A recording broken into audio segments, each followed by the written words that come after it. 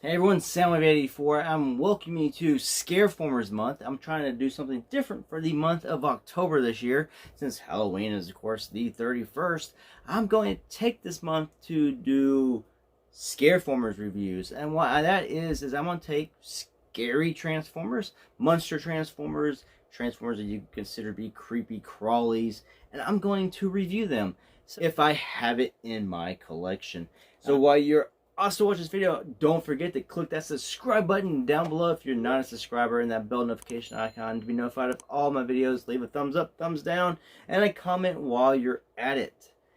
And also, if you like this channel and want to support my channel, don't forget to check out the links down in the description below to find ways to do that. Now let's get on with the review. Welcome to ScareFormers month. Alright, so today's episode of ScareFormers, which is just what I'm doing for October because of Halloween. We're going to take a look at the brand new Earthrise Allicon. This is the Quintessence Alicon. He is a deluxe figure from the new Warpath Earthrise line. We'll move the figure to the side and we'll take a look at the box. You can see the box art here on the side. It's very nice. Where the bubble would be in the packaging. Earthrise artwork. Back 14 steps get you around, and of course you got your obligatory Galvatron on the front, and you have the Quintessence symbol right here on the box as well, because he's neither a Decepticon or Autobots. Also here he is part of the Quintessence. He lives on Quintessa. So let's take a look at the Alicon.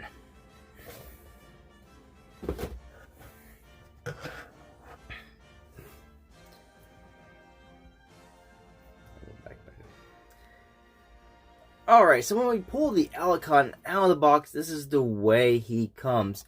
If you notice, his tail is not attached. It actually comes separate in the package, and you have to attach it. I didn't want to do this. I want to show this on video. And it also, of course, comes with his spear, his little weapon that you can put in his hand. So that's what he comes with. Now, inside the tail here, though, you'll find a weapon. It's not shown on the back of the box, as you just saw. But his instructions, if you look at it, he's got this other weapon here. It is here in the tip of the tail. All you do is just pull that out, and he gets him another weapon that he can then hold as well. So that's cool. So it becomes part of the tail, and also can come out and be a handheld blade for him to use against any threats to Quintessa and his masters, the Quintessons. So we'll just take that back out, put it to the side for now. We'll go ahead and apply the tail to the figure. And it's very simple. You can see right here where this is molded in. There is a mushroom peg back here on the back of the head. And you just want to slide that on to the mushroom peg. So we just do this and push.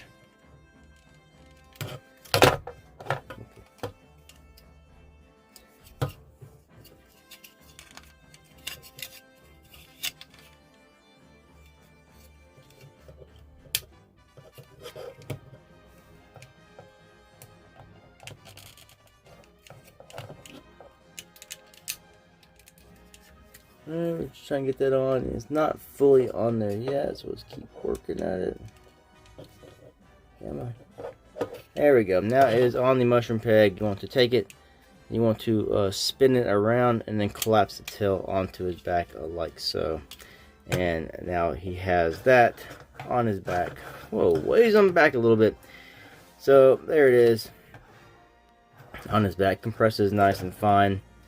And of course, like I showed you, he has this spear, and you can plug that into either hand, and you can carry that. You come to Quintessa, you die.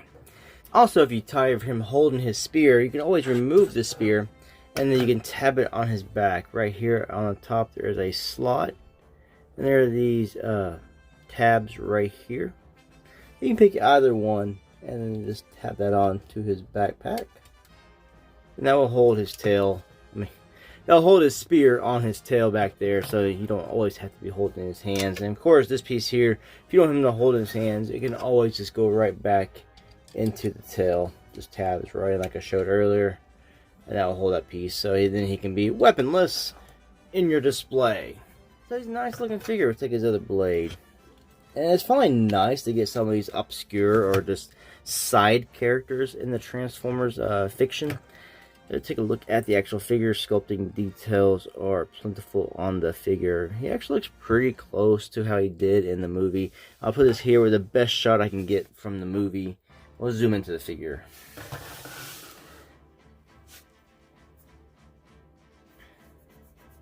So they're pretty darn close. And there's a few differences, of course.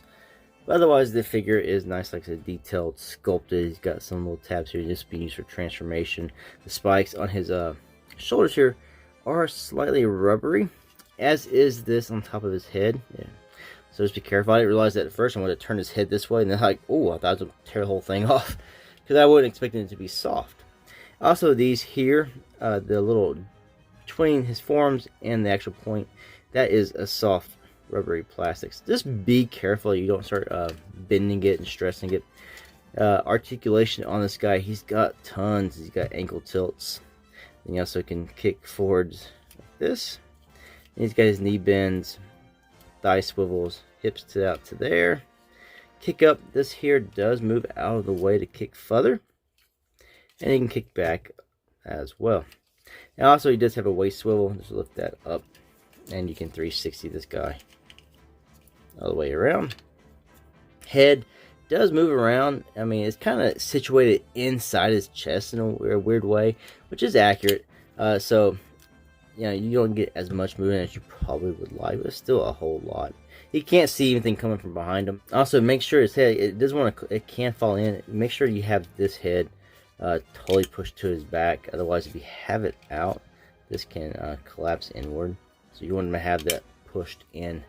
So that way his head, you know, that part here that his neck is attached to does not fall in. Shoulders out to there, because you got these little ports. And this part here, this whole thing does rotate around. Elbow bends, bicep swivels, and wrist swivels. So he's got tons of articulation. Very nice figure. I'm glad they're starting to make these other characters, these side characters. Because when I was a kid and you're watching Transformers, you know, there's a lot of characters you couldn't have a toy of. RC, the Quintessons, these guys, the Alicons, just other characters you saw that you wanted to have toys of, you couldn't. I'm glad that Hasbro is starting to make these side characters. I'm happy a lot. This is also one of the ones you want to use as like an army builder, very much like Gnaw and the Sharkticons. You want to have a decent amount of these guys. Well, the way product is able to be found in stores nowadays, that's going to be kind of hard. Unless you just order a whole bunch off the internet. If you walk in the store and find them all, and you just buy everyone as on the peg. So we'll do some quick comparisons in size. I did have a question before on this video. I didn't have this guy at the time. I just got him today. How he compares to the Cyberverse Deluxe or Warrior class Gnaw or Sharkticon. And that's how they scale. It's pretty close to Sharkticon Gnaw. He is slightly smaller, maybe half-inch shorter. He looks a lot taller also because you know, his back is up. His head is inside, so overall he's probably a good inch and a half bigger, but it doesn't look that bad because his head is situated inside of his torso. But it's not a bad scale in my opinion. Of course, this figure here is a lot better than what you got here, but it is for stuff to sit on your shelves or for just a display and things like that. I think they look fine. They work well together. And we'll bring in the Legends class Sharkticon. It's going to be a lot smaller. Now that Quintesson Pit of Judgment comes with another Legends class Sharkticon, and of course, totally different colors.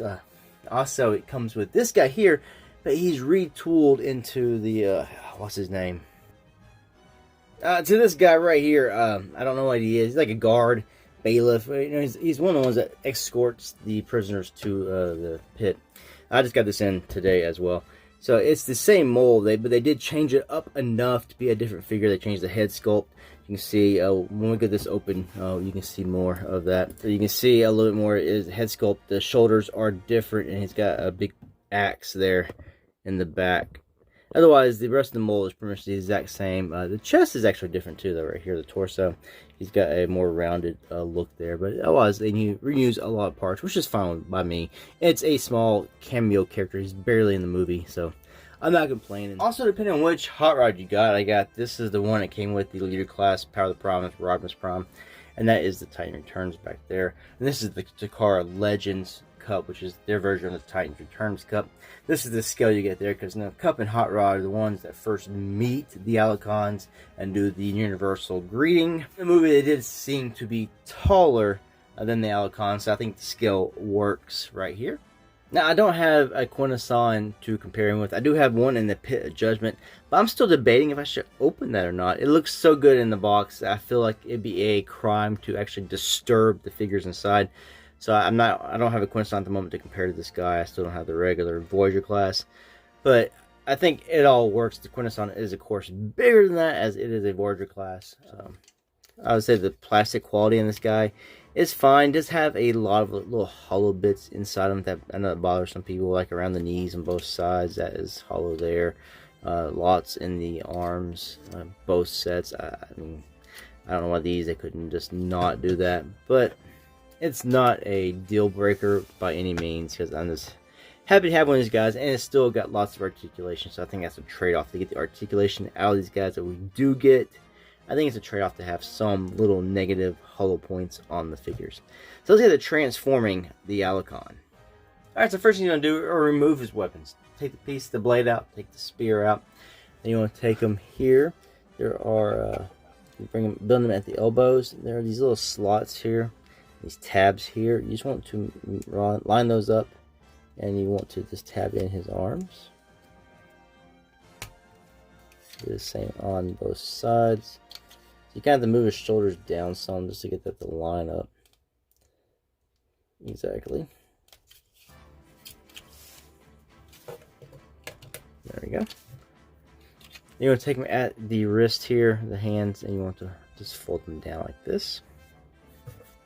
Take it, the backpack, the head, tail, bring that out, and then you just want to collapse the head. Like that, and see how the head just goes into the body as you bring that up. Then you want to bring this flap up right here, spin them 180 at the waist, come here to the legs. You want to raise them up and then bend them at the knees. This right here, bring the tail up off this. Now again, at the mushroom joint, you want to spin this around. You see these two tabs here. You notice these little slots here on the chest. You're going to bring that around, and they're just going to tab into that, like so. And then you're going to take these little arms here, rotate them. I would grab them where they meet the arm, not here at the hand, because of the, it's rubbery there in the middle. And just spin them forward. And you have transformed your Alicon. It is very simple. You don't have to do a whole lot. Now, if you took this out, you would want to probably put that back in to complete the look of the tail. And you just want to slide it back in, line the little peg, and this goes right there, back into that slot. And then the tail is complete. And your Alicon is complete. He's pretty cool. It looks good from the front. And then got the articulation again. You just use the articulation you have on the legs and the knees and everything. So you got this articulation that's wild and crazy.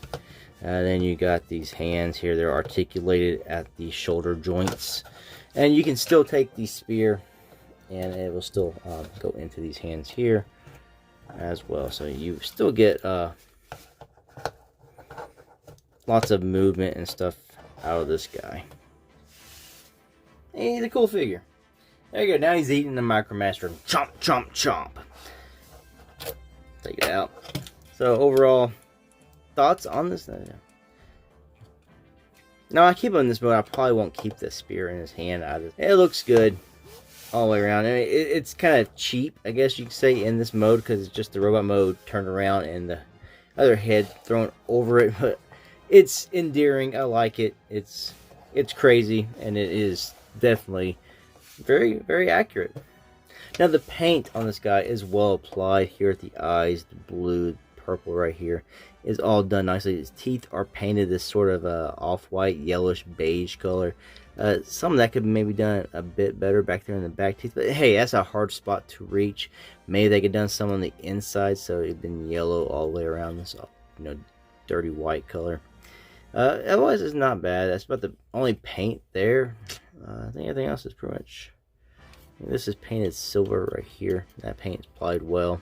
Of course, in robot mode, the little chest pieces are painted, and those are done very nicely as well. So, and I think the tongue in there is painted red because it's just all green of a bottom jaw, and they painted that red. It looks really good. No complaints. It's probably, so far, it's a surprising figure. It's actually surprised me. I wasn't expecting as much from this guy, and the figure has delivered and given me more than I expected. I really do like it. Maybe say I'm easily pleased, but I really do like this figure. And if I can find some more in stores, as I see them, I might pick them up. I'm not going to hoard these guys, but I do want a small little army. Maybe 3 of these if I can find 2 more without buying all of them up. Again, I want to say thank you for watching this review. And again, this month of October is going to be ScareFormers month, where I'm just going to review Transformers that would be scary, you could say. And they're like monsters or anything. It could be a creepy, crawly. So that's what I'm going to do in October. I'm also going to review new things as well and do my other videos as I see fit. It's just something extra so I can go back and review other figures I probably wouldn't normally have reviewed. So I'm saying thank you for watching this video. Until the next one, peace out.